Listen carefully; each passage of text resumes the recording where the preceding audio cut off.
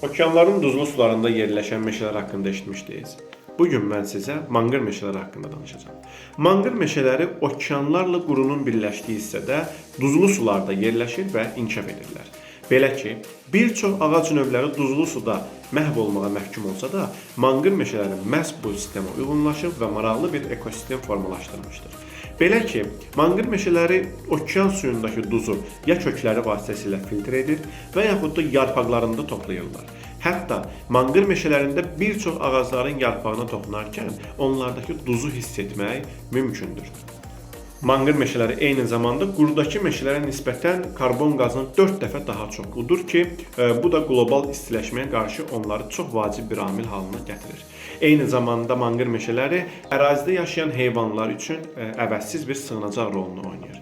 Həmçinin bu meşələr yaşıl qalxan adlanır. Belə ki, okeanda baş verən tsunamilər, güclü dalğalar zamanı manqır meşələri sahildəki ərazinin daha az ziyan görməsinə səbəb olur.